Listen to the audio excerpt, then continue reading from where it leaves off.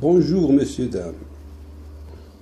Aujourd'hui, on va parler d'un cinéaste qui m'a vraiment impressionné par son style original et ses films. Il s'agit de Béla Tarr. C'est un cinéaste hongrois qui tient une place particulière dans le 7e art. Par la présence dans ses films d'une vision intransigeante et personnelle, à travers laquelle on ne peut filmer rien d'autre que la réalité concrète.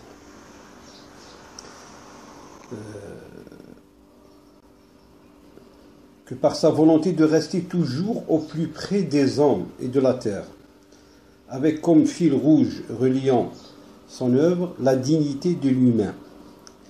Il s'agira à travers cette information que je tenais à la partager avec vous. La particularité de son cinéma, ce qu'il se pose comme une œuvre de la vie au-delà des histoires, traversée dans le cœur de l'humain. Tout d'abord, le cinéaste se distingue par son traitement d'un temps dilaté, suspendu et surtout autonome. Le temps n'est plus instrumentalisé dans une logique de cruauté, autrement dit, dans l'enchaînement des actions qui nécessitent un temps découpé et rythmé. Une autre échelle de temps est l'œuvre dans les films de Béla Tarr, comme une temporalité qui s'écoule à l'intérieur du spectateur et qui emprisonne les choses et les êtres qui y sont soumis. L'effort de cet effet consistera ensuite à considérer la figure humaine au milieu des choses qui composent ces films, de son observation de l'être humain, de la façon d'être dans la vie. Par exemple, ce phénomène, on le trouve dans l'un de ses meilleurs films, le cheval de Turin. Cette observation se confond avec l'exploration d'autres figures, les textures et les matières qui composent l'image, à l'instar d'éléments comme la pluie qui se fait symbole de l'état d'empêchement des personnages. Ce phénomène que l'on trouve dans plusieurs de ces films. Cette expérience de réalité dans le sens où l'on explore les situations qui forgent une histoire. C'est un cinéma de situation pure, un cinéma de la présence au monde. Bon, en résumé, Béla Tarr ne cessera jamais de dire ce qui importe dans son cinéma, c'est le désir d'explorer la réalité, d'en saisir les situations qui la composent pour se rapprocher au plus près de ce qu'on pourrait appeler une sensation pure du temps. Cette démarche passe par une réconsidération des notions de rythme, de durée et temps, par cette même logique, et délaisser celle d'une causalité narrative, basée sur l'action, la réaction, imposée par les normes du récit.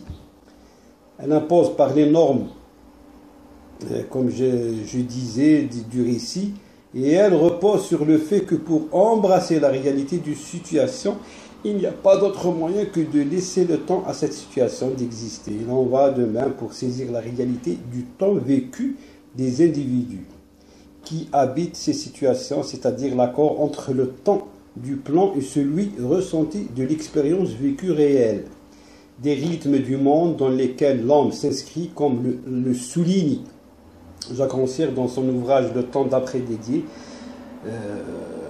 Jacques Rancière dans son ouvrage Le temps d'après, qui a été dédié à ce cinéaste hongrois.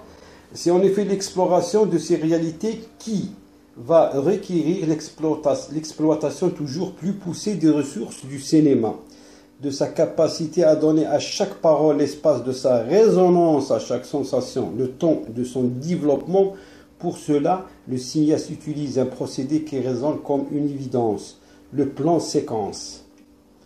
Ces films font acte d'une réappropriation du langage, un retour aux essences primordiales de cet art.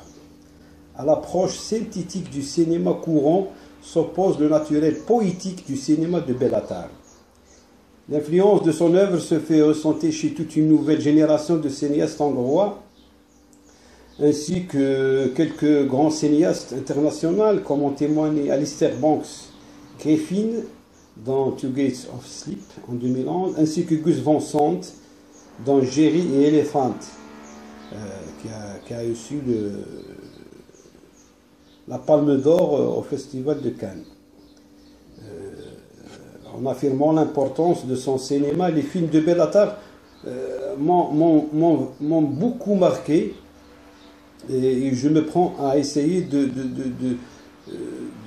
reconsidérer la grammaire cinématographique de son travail, qui me fait d'une authentique et fructueuse nouvelle direction d'un cinéma radicalement différent, recommençant à son point de départ. Les œuvres de Bellatar sont une démarche organique et contemplative plutôt que tronquée et contemporaine. Elle s'avère contempler la vie d'une manière qu'il est presque impossible de retrouver dans un film moderne ordinaire. Elles sont tellement plus proches des vrais rythmes de la vie qu'il ne semble assister à la naissance d'un nouveau cinéma. Et pour tout cela, j'ai réalisé ce produit, un petit court-métrage qui regroupe quelques scènes de ces films, ainsi que cette atmosphère poétique et réelle. Alors, je vous remercie et à bientôt. Bonne vision. Au revoir.